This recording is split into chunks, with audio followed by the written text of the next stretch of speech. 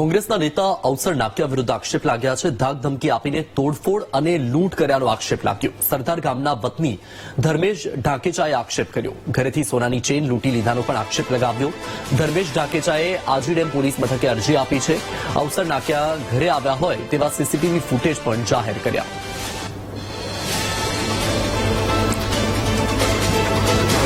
તો આપણે જણાવી દઈએ કે કોંગ્રેસના નેતા અવસર નાક્યા વિરુદ્ધ આક્ષેપ લાગ્યા છે। ધાક ધમકી આપવાના અને તોડફોડ અને લૂંટ કરવાના। સરદાર ગામના વતની ધર્મેશ ઢાકેચાએ આક્ષેપ કર્યો છે।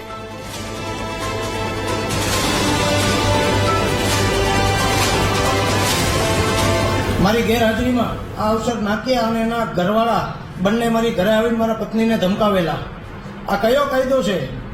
હું અમિત ચાવડાને પૂછવા માંગીશ કે જસદણની અંદર સભાઓ કરી અને ગુજરાત સરકાર ઉપર લાંછન મારો છો ત્યારે આપને શરમ થવી જોઈએ કે આપની સાથે રહેલો વ્યક્તિ આજ પાટીદારને દીકરીઓને ઘરમાં ઘૂસીને ધમકાવી રહ્યો છે, છેડતી કરી રહ્યો છે।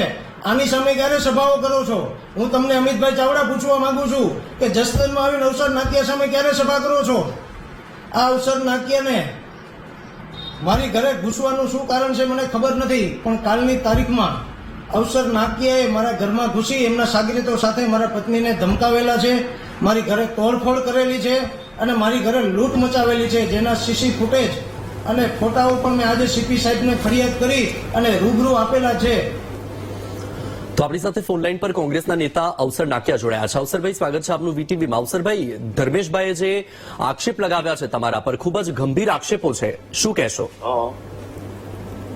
એને હમણાં મારે ફોન આવ્યો તો મને કે ધર્મેશભાઈ તમારી માથે કે કેસ કર્યો છે। મેં કીધું કેસ કર્યો હોય કઈ વાંધો નહીં, મેં 5 લાખ રૂપિયા આપ્યા છે અને ધીરુભાઈના કારખાને આપ્યા છે। મને કે મારે શોપિંગ થાય છે દુકાનોનું, એટલે મને કે 3 મહિને કે તમે આપો ને। મેં કીધું 3 મહિના પૈસા તને 5 લાખ રૂપિયા આપો પણ મારી પાસે છે નહીં। કીધું હું તને ક્યાંક લાવીને દઉં, કીધું સારું ભાઈ કઈ વાંધો નહીં। મેં કીધું તું પછી નો જતીનો આધાર પુરાવો મને કે હું તમને હોનો સ્ટેપનો કાગળ લખી દઉં અને 3 મહિના હું પૈસા ન દઉં તમને 3 નંબરની દુકાનનો દસ્તાવેજ કરી દઉં કે લખી દઉં। તો મેં કીધું વાંધો નહીં।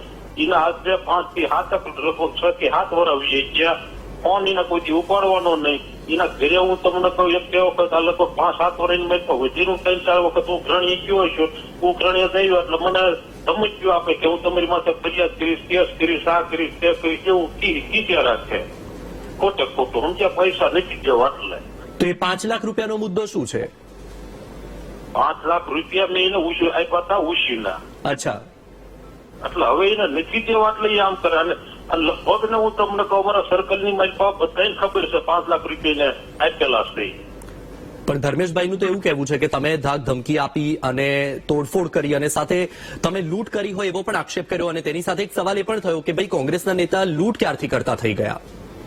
પણ જો એ લૂંટફાટ કરી હોય, એના ઘરના નામે ગેરશબ્દ બોલ્યા હોય તો મારે 1 રૂપિયો નથી જોતો 5 લાખની મારી પૈકી। મેં આજની તારીખમાં એના ઘરના કોઈથી તુકારો નથી કર્યો, એના ઘરે લૂંટફાટ નથી કરી, મારે છે ને એના ઘરે જઈને લૂંટફાટ કરવાની। અને એ કાલની તારીખમાં હું જ્યાં ઉઘરાણીએ ગયો, મારી જિલ્લા પંચાયતના સભ્ય પણ હારે હતા થોડા ભાઈ। જી, અવસરભાઈ, વીટીવી સાથે જોડાવા બદલ આપનો આભાર।